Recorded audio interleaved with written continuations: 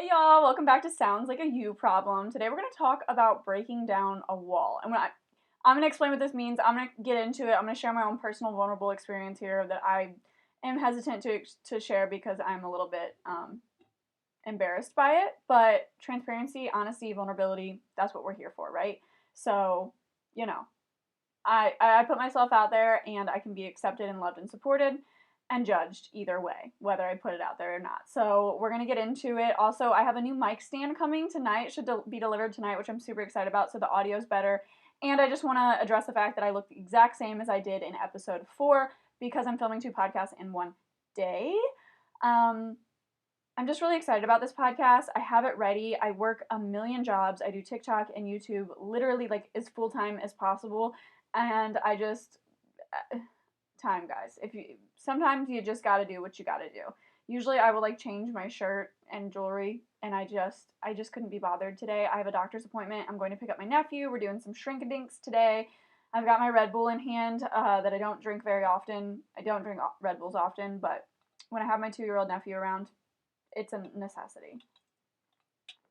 So this might get like a little bit sad, but that's okay. Let me just say that if you always feel like no one wants you, or you're never enough for anyone, or any relationship you've ever been in, or whether it's parents or whatever it may be, siblings, friendships, and you always feel like you're never enough, I just want you to know that no one is ever going to want you if you're constantly unavailable and making them chase you and having to fulfill your trauma that you haven't healed. That is a you problem. Let's make that clear. A little bit of tough love. I love you, but you need to hear it. I needed to hear it. I didn't get to hear it, but I got to experience it, and it kicked my ass.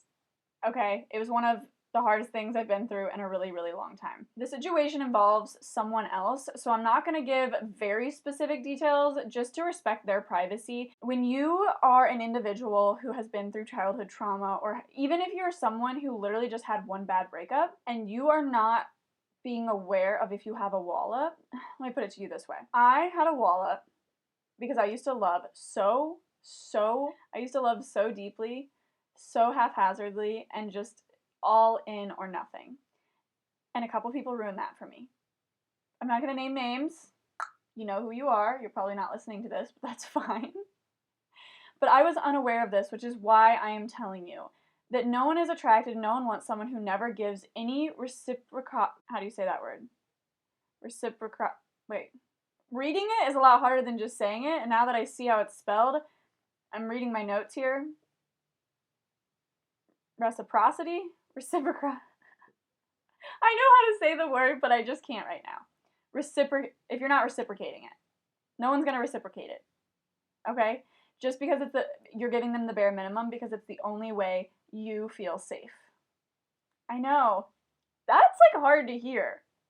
Because it's hard to say, and it's hard to say because I know that I was doing it. And the thing is about a wall, for me, was that I had too much pride to even admit out loud that I had the wall. Because oh my gosh, I just dropped the Red Bull. It's okay, no fatalities. Things go wrong. I hope you're still listening, and hopefully that didn't deter you completely from listening to my podcast. I will try to be more professional in the future. Me having a wall is I had too much pride to even admit that I had a wall, because if I admitted that I had a wall, I was admitting that I was scared to be vulnerable. If I was admitting that I was scared to be vulnerable, I was showing that I was weak in that area. And if I was showing that I was weak in that area, someone could then take advantage of me and hurt me. Here's the thing about that. Everyone's scared of pain. It hurts, right? But guess what? Guess what I got to learn the hard way? It hurts either way. Yeah. I just dropped the biggest bomb on you. It hurts whether you're vulnerable or not. Whether you let them fully all the way in, it still hurts. You're only hurting yourself by putting a wall up, okay? It is such a beautiful thing to get to a point where you can fully love someone and trust someone. And I get that it's rare. I get that it's hard, okay? But, like, let's just be real. It hurts either fucking way, so you might as well go all in. Go deep. Do it with your chest. You know what I'm saying? Like, you will lose good things and good people, and you'll think it's because you were not enough. No one can fully love someone who's not fully loving them back. You cannot give what you get, what you don't give. And the thing about it is people want to and also deserve to know that you love them. And pride is something that I definitely struggle with because it feels like showing weakness, right? And I think this is probably because I've only ever seen my mother cry twice in my entire life. She's had to be tough her whole life, and it really imprinted on me, like to the point I wouldn't cry. Like for the first 2.5 years of Jordan, my partner Jordan, if you guys don't know his name, and I's relationship, we would get into arguments and I would not cry. I would never cry. And he would just be like, sometimes I would, and he would be like, I like when you cry kind of because it makes me feel like you're a human and like not a robot and you have emotions. And it was something I struggled with because crying and showed weakness, and I wanted to and had to show up strong for my brother and sister all the time. And if you want to hear more about that, episode 1 goes a little bit more in depth about the weight of responsibility that I put on myself by choice and how that broke me down and ultimately ended up leading to me becoming an alcoholic, all because of a choice I made to essentially not be human, to be this strong thing that doesn't exist, that's impossible, that eventually breaks you down. You have too much weight on your shoulder. You can't hold everything on your shoulder. You can do all things, but you can't do everything. You know what I'm saying? So the thing is, if you are constantly having someone like chase you, or maybe you're not even aware that you're making it out to be that they're chasing you, but you give them less attention than they give you because it makes you feel empowered, it makes you feel like it proves that they want you, or you're just basically having them fulfill your trauma that you haven't healed. And who in the hell is that fair to? Because it's not fair to them, and why would someone stick around? You know what I'm saying? And I'm only talking like this because maybe you haven't had this realization. I didn't. I got hit by a train with it, okay? And you're not just letting anyone in. You're not admitting that you're not letting one in. Because even acknowledging or saying that out loud is like being weak. And there is such a societal stigma around being weak, especially when it comes to men. And we know this. We can talk about that. We can go in depth, whatever. But I think also for women, I also think for the firstborn child who has siblings of parents who aren't parental figures, right? And there are also a lot of other situations that can contribute to someone where they feel like they have to do everything all the time. And that's just not fair to have anyone put on you, but you especially should not be putting that on yourself. And take it from me, because I did. I put it all on myself. I had this wall that I wouldn't admit that I had, that I didn't even acknowledge that I had because I didn't want to think about it, because then guess what? Self-awareness, thinking about things, it leads to hard things like this conversation, like what I went through, like this conversation, learning and growing and changing, and yay! Getting rid of all the things that sound like a you problem. If you feel like you are the person who is never enough for someone, I mean, it might be because you're not. And not in a way that is your beauty, not in a way that you fulfill needs for them, not in a way that comes down to societal standards or relationship norms. It can literally just be because you have built this wall and not allowed anyone to love you the way that they're trying to. And there's the potentiality that, I'm sorry, my friend just texted me that she's getting engaged. What?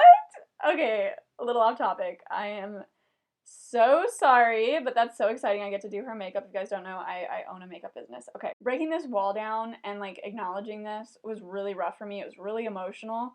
I had to really sit for a while in this weak state, where I felt weak. I felt broken down. I felt like wow, I just really laid that on the table. But you know, it's been a few months now, and I feel happy. Like every time I cry or have a reason to cry, I'm excited that I'm able to express that emotion now. I feel like it's human and it's good and it's natural and it's such a release. Like it's a good thing to cry. There's a reason. It's your body's response to situations and events that arise. Like there's a reason your body does it. Have gotten to the point where I'm able to cry, and I cry a lot now, and I think I'm making up for lost time probably, because I'll get emotional over a tree looking beautiful, or like having such beautiful weather and getting to see my nephew, or something so simple. And that also comes with like the immense gratitude I had. I'm getting chills. Like the immense gratitude I have from my sobriety. However, even being sober, gave me so much gratitude, but being able to break down this wall really made it raw and real for me that I am making changes that are genuinely impacting the way I process memories and the way I process good things and bad things. So I wasn't allowing myself to see good things, and I wasn't allowing myself to feel good things or have good things. I was just very much on a gray line all the time, and wouldn't let myself veer off into the black or the white, because it meant that I would have to go into the black. But without the black, which is the bad in this metaphor that I'm using, I never got to go into the white. I just drove down this gray line where everything was gray and dull and drab. It was never going to change. And that was something I had to realize. And at first, it felt like my entire world was falling apart and shattering, and that I would never get back what I worked really, really hard for. And then I realized, no, this is a lesson. Life is all about journeys and lessons. And I'm so proud of myself for being able to admit that. And it's hard still to talk about the fact that I had that wall up and refuse to acknowledge it, because it's just embarrassing. Like I said, it's just kind of embarrassing that I had some tough guy persona, strong independent woman, I'm still a strong independent woman. And guess what? Strong independent women are still allowed to cry. Okay? Strong men allowed to cry. Express your feelings, babe. Feel your feelings, babe. Feel it through. Because if you never, ever go into the black, you don't get to go into the white. And when I tell you the white is so pure and so beautiful and just makes it all so worth it, you're gonna want to visit the white. Okay? So try to figure out where you are on that gray line and see if you can go a little bit off the path. Okay? Sometimes the same straight line isn't the safest route. Okay? I hope you guys enjoyed this video. I hope you're not too mad at me if I yelled at you or called you out on something you didn't realize about yourself, because I'll tell you what, if I had listened to a podcast like this and heard that called out, I would have been like, damn it. Now I can't ignore this problem. But hey, address the problem, face it, get through it. It's going to help you in the long run. We're all here to be a better version of ourselves. I mean, I hope that's why you're listening to this podcast. If you're just listening to listen, that's super cool, and you should give me a 5-star rating on Spotify, because I would super duper appreciate it. And if you're watching on YouTube, give me a comment. Tell me what you want me to cover topic-wise, and subscribe and ring the bell so you're not missing out on any of this content. It also helps other people who need to hear this message. It helps it reach them.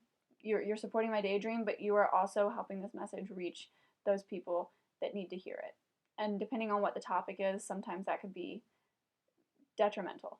And I don't mean to get I'm not trying to threaten you into subscribing, but also no, but for real, I mean, in all honesty, that is why my podcast description says we're having conversations, because the more we talk, the more we say, the more we can process out loud. Super important to do that, and I highly suggest doing it, even if it's to your own phone in an audio note, at the bare minimum. Secondly, more conversations lead to more phrases and more cadences and more tones and a way that you can say something. And every once in a while, you just get that one thing that hits someone right in where they need it, whether it's the mind or the heart or the soul or the spirit. It hits them where they need it, and it can change their perspective. And if you can change someone's perspective with your testimony or your conversation or something that you said that you learned, you can change someone's life forever. And it is a beautiful, simple, monumental, human thing to do. And that is why I have this podcast. I hope you guys enjoyed it. I will see you all. You will all hear me. If you're not watching on YouTube, I'll see you all in the next episode of Sounds Like a You Problem.